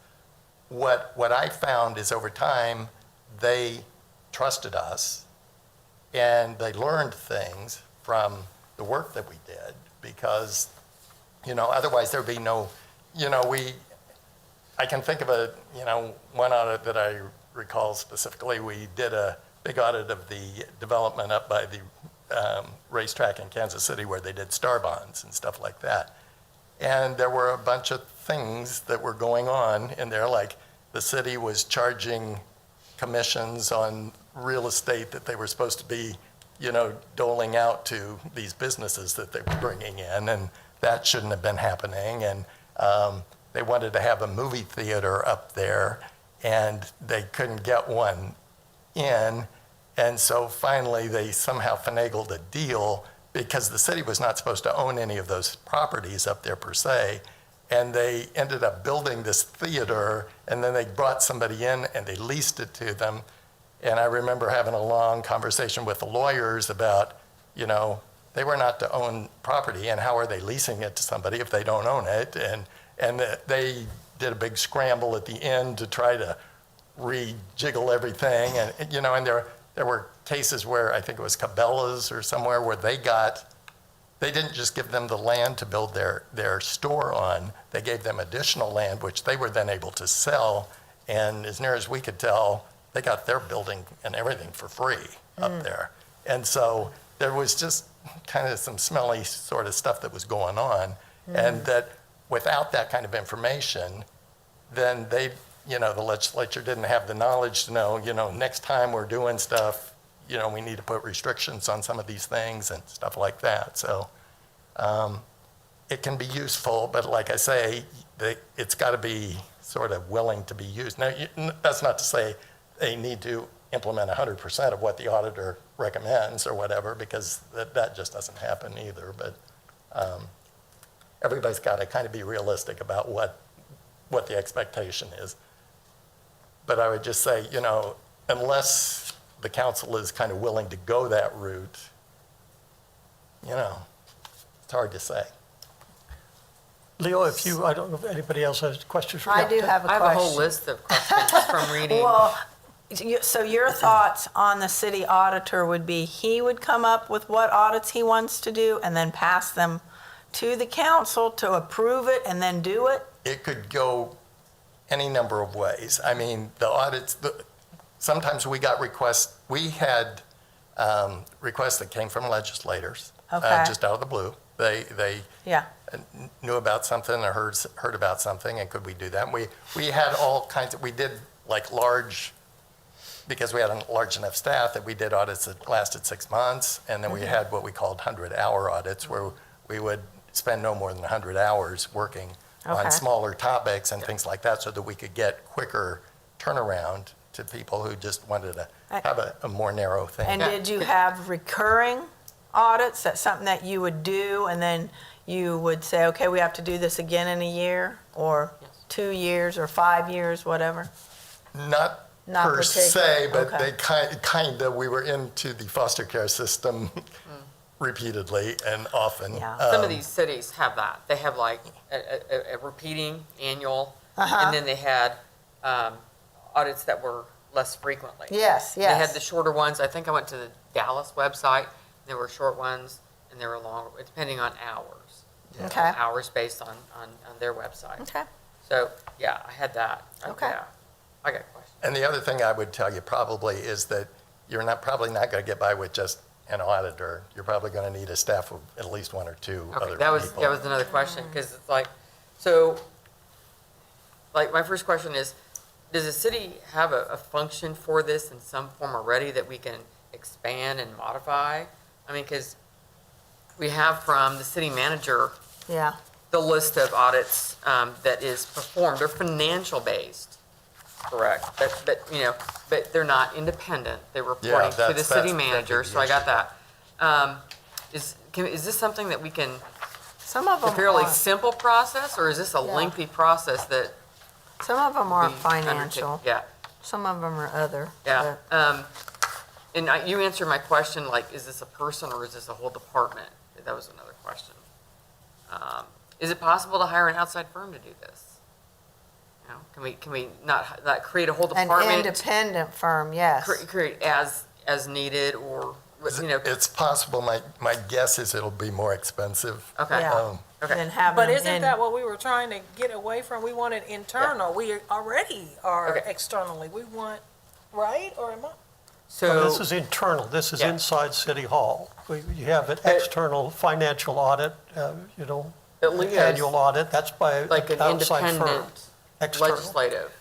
Jim, You want I an know independent? that. I'm saying, what we want is someone internal. Yes. That's the goal. That's what Yeah. I'm saying. That- and Yeah, that's what that's this where is. We Right. already wants have to So we some wouldn't want functions. to, the external, when he brought up like externally going out, it's more expensive and all that. Well, we don't want that from the get-go. Our goal was always to bring it in from Yeah. internal. Yes. That's Yeah. what I'm saying. Yes. And another Yeah. question I had was, is this something that we can merge or combine with the county and double up? Because, you know, some of the same functions or same types of audits the city does, the county does. And Yes. can we double up with them and share costs? That was another one. That could be possible. Interlocal cooperation. Yeah, and then another question is, do we copy another city's model of an auditor, auditing department? You know, do we just copy and paste, or AOP, that looks really cool, we're gonna steal it kind of thing, or what? You did answer the question here about, we do need to have a charter ordinance or change the charter to add it. Then my last question was, is there a group or association that offers this service? Like, does the League of Municipalities offer services like this, or No. give us guidance? Would the League of Municipalities help Topeka create an auditor department, or not? No. No, they that's don't do not- that? We. There's nothing out there that no. the city could go to, like, we need help with this, other than like a city that already has it, and go ask them? Or Jim, some of his research materials had an association, that was an auditor association. Yeah. They might be way more helpful. Yeah, the league Okay. doesn't really, But There's a the, state auditors association that you might be able to get Yes, some because, information from. who was it? Hang on, go back to it. I got well, the notes. an auditor, you're doing your work subject to very strict professional standards. Right. And you can't do it remotely, like you couldn't do it through an association, for example. I Oh, mean, well, you see- really, Yeah. it's a highly ethical position. Yeah, in I thought any she was just government. talking about how they might give you some pointers on Yeah. how to set it up. Yeah, I looked at structure-wise. the Dallas office, and their audits are peer reviewed by the department, peer review of departments audits by the Association of Local Government Auditors. So there's an association of local government auditors that review the audits made. Yeah, because we had a state auditors association and we were peer reviewed Oh, yeah. periodically and participated in them as well, so, So that's a group, yeah. Or- yeah, a resource. Anyway. Anyway, oh, and my last comment question was, there was a concern for duplicating or triplicating or whatever functions the city already has and pays for yeah, with yeah. this. But with you already this. mentioned that as well. So, anyway, and that was my scribbling as I went through this stuff. Yeah, I don't think, what I'm talking about would be duplicative of anything the city currently Standalone. is doing. Okay. And as far as combining it with any existing, like financial auditing or whatever you might have, that would then Lose your kind of run independence. afoul to the independence sort of Yeah. side of it. So would the auditor go back and audit the internal stuff? Probably wouldn't duplicate things, but if there were, It'd be a check. if there were concerns It'd be a about check. something, then they could, yes. That's the whole idea, is sort of like getting an independent eye on the actual city operations.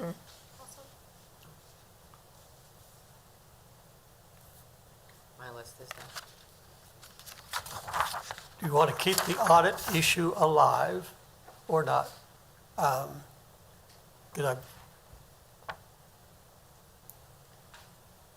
There are, in addition to Leo, I mean, we could hear from, even local At the Washburn, Bill Fander is the public administration professor, head of the public administration folks. I don't know that, I haven't talked to Bill in a year, but I don't know that he has any particular knowledge about auditors, but I could check on him, with him, to see if he would want to speak. So We have that's an the auditor question, over in committee, I guess, Lawrence is that it could be something you want contacted. Yeah, is it to add to our list or not? Philosophically, I think an auditor is a great idea. Yeah. The biggest problem Implement. the problem that I have at this point with the city and the financial situation that it's in with the hiring freeze, I have a hard time giving a recommendation of adding Creating a new one, two, three position. into the city, because that comes down to, if we want to do that and we can't afford it, we got to cut something. So what are we going to cut? Did some really, really basic research just a second ago, but, 2 to 3 internal city auditors, you're going to very quickly approach $200,000, $250,000 a year just in salary for those folks. We talked about potentially being able to save money on the external audits if we bring them internal under the city council rather than the city manager, but I think when going to the public and saying, we decided to hire 2 or 3 city auditors and now we get to hire that many less police officers, or Dan does not get a deputy communications director, I think then you start to have another conversation Yeah. about priorities as well. I I agree with Brian, though. I'm okay with keeping the conversation alive. I'm even okay, really, putting in a recommendation, but I think in my mind, the recommendation is we recommend to the governing body that it explore hiring Yeah, a city, that's a great way to That's put it. what's- I Yeah. like that. That's, because that doesn't tell them, we want you to do this, but we want you to seriously consider, Look at it. Look Right. at the options. I agree. because, we're all about accountability. It's kind of why we are here right now. I think it's a good idea. It just may not be, obviously, we've gotten by without it now. City passes all of its financial audits.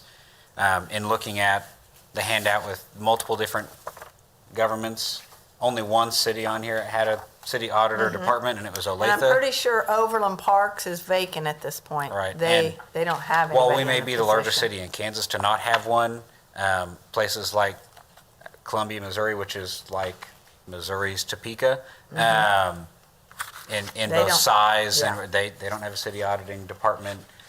They also run a municipal university and things like that. I mean, they have a lot of different departments, and city auditor isn't one of them. So it's not like this is something that we are in such a dire need for that Topeka falls behind every other city in the world because we don't have one.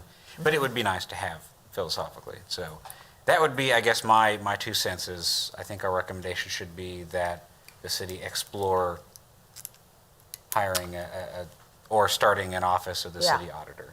But do you want to hear from anybody else about it? And I just have to mention the cost issue, because I think that came up last week or the last meeting, and you weren't here, and I jumped all over that, Brian.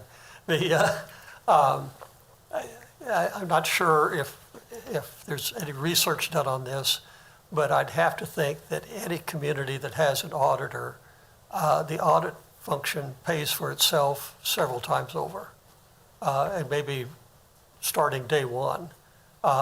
Just in terms of, it's economies and efficiencies that are the heart and soul of the, compliance with legal standards and then doing, and operating in as efficient and economical way as possible. And that translates into dollars. So I don't think it's a budget breaker. I don't know if you want to call it a revenue source or not, but I think they pay for themselves easily. I think worst case is the audit function pays for itself. And to a point, that's true.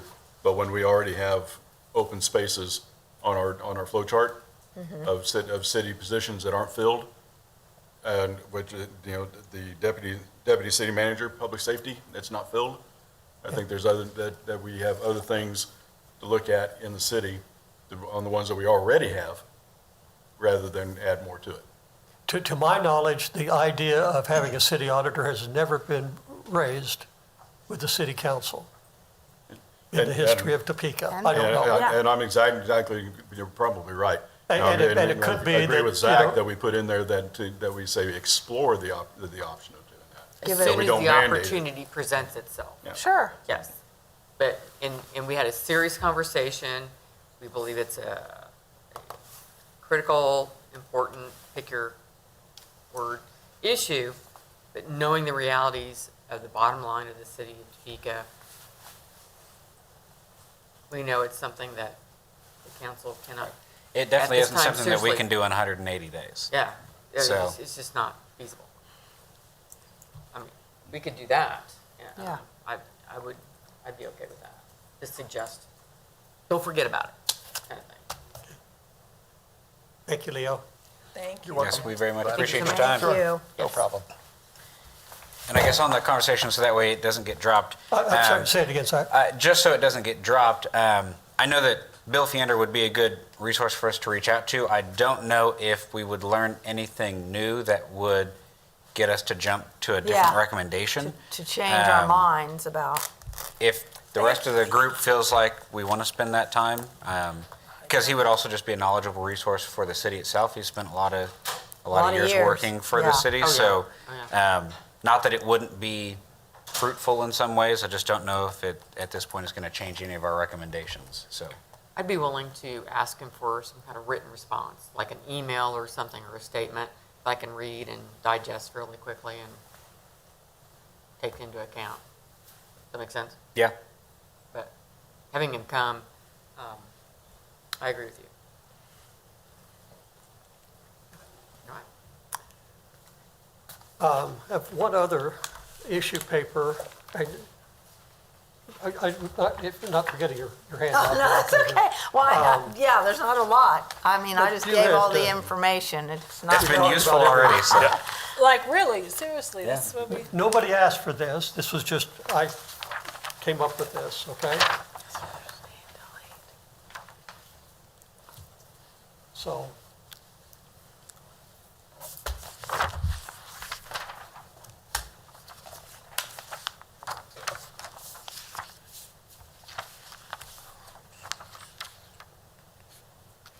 My thinking is that this 10-year, five, 6-member body every 10 years is as arbitrary as any other number.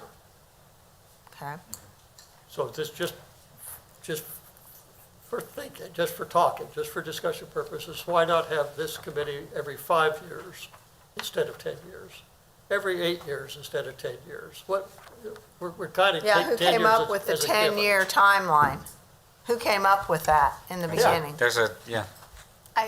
I think in the beginning, it runs along with your redistricting, so you have your population count every 10 years.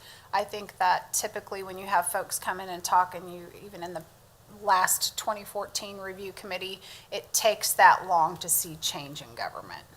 So if they were to accept your recommendation, I'm not going to say it's going to take them 10 years to get it to moving, but if we don't get out of our financial crisis for the next 4 years, you've got that 4 years, and then we've got another 6 for them to implement something that's possibly Excellent successful. point.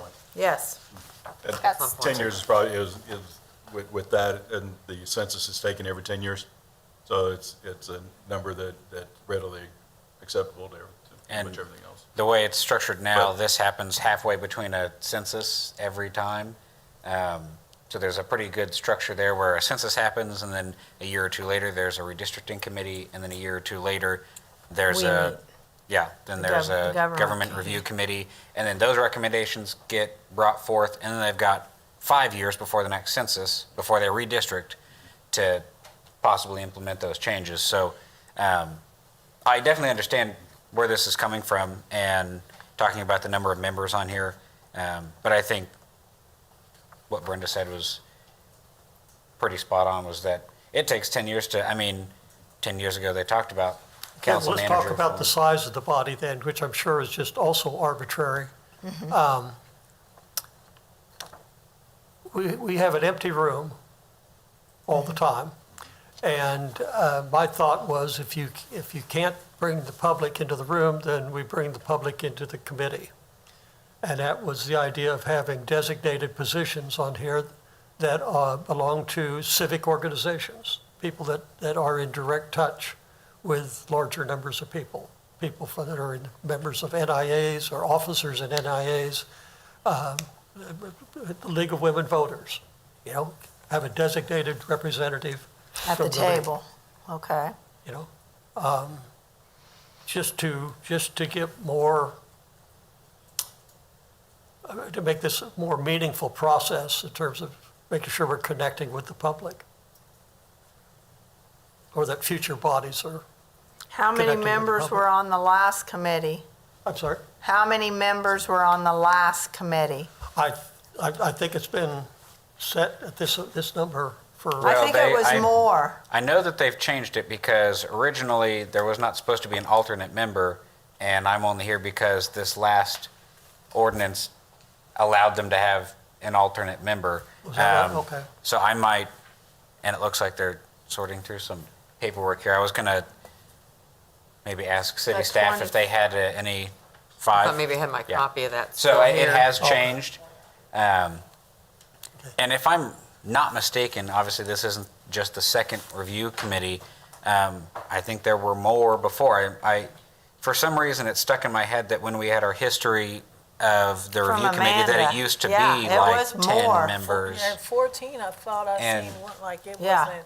So It was a we bigger might, Changed it for a number. reason. I we can't might go back remember in the minutes and look at what Amanda Stanley had given us as far as I did not check previous that. stuff. I thought Yeah, we'd been at this number for some time. So but- it changed. But regardless of all that, what are your thoughts about expanding the membership of the committee and trying to ensure that you have folks that are, There were 5. Yeah, In 10 years ago, there were 2014, 5, but yeah. before that, Yeah, I think like, when the In history, the there were more. Yeah. My point about that is I do have a concern calling out specific organizations to be a part of it, just because then you get into the conversation of why the League of Women Voters and not a representative from, the League of Municipalities that happens to be a Topeka voter. Why not Jump? have Why that, not what Amanda the did Chamber? the Why first not? And one. then you could go into 50 organizations that could probably give you some piece of advice. I really But that's don't why have it's a called the personal- Citizen, though, Zach. That's why it's comprised of citizens and we invite them. I thought that was the whole reason why it was set up, so that wouldn't happen. So we don't want that. And I mean, I'm not going to sit here and say I have a real stance on 10 versus 5 members or anything like that. We could even set ourselves up like the redistricting commission and have it be 9 members, and each one of us comes from a different district in Yeah, the city. how- Like I don't really know if I have a stance on that. I just have a concern about specifically calling out certain organizations to have seats on the. so what on if the you committee. have somebody from each council district? At that point, I don't really know if I have a stance. I think that obviously the more people that are involved, the more representative it's going to be of the larger city. Well, let's think about that just for 1 minute, okay? Because I know we're closing on our time here, closing in on a storm. If the council, if you go through the very same process that they use right now for redistricting, then you've got each council member has some ownership of this body. They have some awareness of it. At the moment, the mayor makes the nomination and puts it forward, and I think they're just dealt with in a single vote by the council. But I'm not sure what And all ha- the screening how- process is. But if you have each council member picks somebody out of their council district to sit on this board, what are your Might be- thoughts there? How many applications did we get for this committee? Oh, he got a lot. Because it's public. I know the mayor said there was a lot of interest. There was a lot of applicants. Sometimes Really? interest in applicants are very different, but, No, I'm talking about applicants. He said applied. oh, okay. So that's Okay. applicants. So I don't know. is That would there be my consensus on concern. Zach's idea to have the? That is not my district- idea. whoever's idea it was, I think that's the Whoever the said better that out way. loud. If we're going to expand it, that's probably the best way to do it, is To to do it by approach it, district. yeah. Have the council member appoint somebody from their district. That way all districts are. Okay, can I revise this issue paper to reflect that? Yeah. You're- Yes. you're And okay with Yes. that? I would say that having maybe a set, like it's this way every time rather than every 10 years it changes in form, some consistency wouldn't be a terrible idea. I just don't know if I have a real stance on what that is the number is. consistency? So Yeah. then, but would that change, because the mayor actually, he or she is the one that picks from the applicants and then presents it to the body. So if it went to the council, so if it went to the council picking the person, then would that have to be a switch in the whole process? Because they vote on it, but the mayor's the one that picks the people and brings it to the body. So that's gonna have to And- change Yeah, if, It'd be I done just like the don't think it has changed. I district. think that each Exactly like council the member redistricting. gives one from their One division to nomination. the mayor for approval. Yeah. And then if he approves all 9, then it goes to the board, to the council for vote. Yeah, and I mean, the way some of the city commissions are set up, the mayor's office is the one that coordinates all of those and puts them forth in front of the governing body, but some of them you have to have a recommendation or an okay by your council person. So like, I know that when I applied for the Human Relations Commission the first time, I had to get an okay from my council person to move Yeah, it so forward did to I. the mayor's office. So, Yeah, that- I mean, yeah, that is how that's that pretty goes. commonplace, so that it's not just the mayor saying, all right, here's your 9, or, Okay, the way the idea is, just to move on, the way the idea stands at the moment is to have future review committees comprised of one person from each council district selected by that council person. Works for me. Yeah, yep, or if you really wanted to make it, I'm gonna Okay?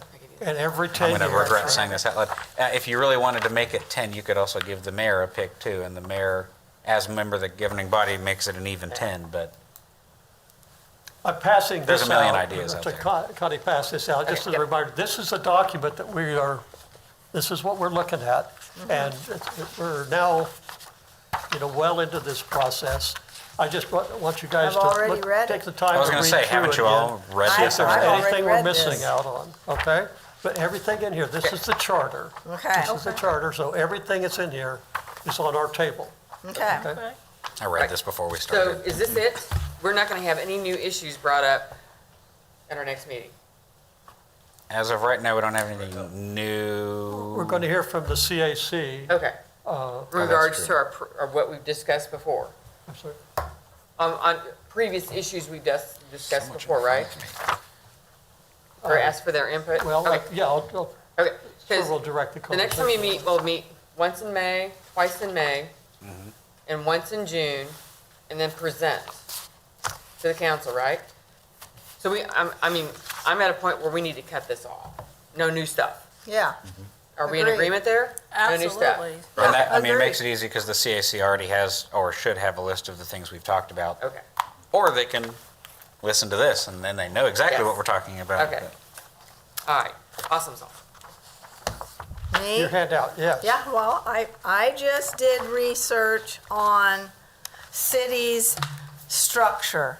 So, city manager and what offices he has under him, and kind of did some comparison that way. Because I thought, well, other first-class cities that have council manager form of government in Kansas. As you see, Olathe has a city auditor, as you indicated, city manager, and they have a judge, and they all answer to city council, and then it goes down from there. So I just tried to, and I couldn't find for Shawnee, I couldn't find really an organizational chart, but I kind of broke it down, how they have their departments. So would this be something that we would want to look at, how the city of Topeka has their departments structured, and could we be more efficient? And number one, thank you for putting that all together, because a lot of the research I did was also pretty much that, looking Yeah. at other cities and looking at examples. I know that Dr. Perez is already in the works to kind of change how the city is Yeah, is he has organized. strategic goals in mind. Well, and also right? he's creating new offices, right? Like I think of Okay. Braxton, who was the Public Works Director Yes. and is now, is it assistant or deputy city manager? Yeah. I don't know. Where's he at? Assistant or deputy city manager. Whatever it says on the over, little handout. You know, so Assistant now city he oversees manager. like He's 3 different assistant. departments, yeah. Yeah. So some of Infrastructure that and stuff is public already works. kind of underway where we haven't had an assistant city manager and now Yes. we are. Yes. And then one is on, you know, the public safety one is vacant to my knowledge, but, so some of this stuff's in the works, but it's nice to kind of compare other To cities. what other cities have. And while, you know, some people, we don't want to like just be like other cities. Yeah. But it's always good to get what's good What's practice, working. yeah, What are they doing in other communities that are similar to ours? right. Not, Draft form, try to squeeze it down. For sure. Are we gonna get out of here 4 minutes early? 4 minutes, we can break. Motion.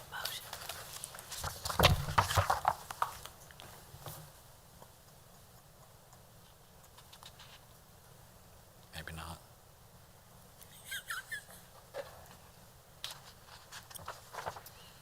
Jim, do you have any questions or anything like that? I think that we got everything covered, so I can't make a motion, but we're about to be real limited on time here, so We're at that moment. it is that time. well, is there anything further you want to say about this? Nope, I just wanted to give that information for the committee to review. Okay. All right. Is there a motion to adjourn? Motion to adjourn. Second? Second. All in favor? Thank you all. Aye. All right,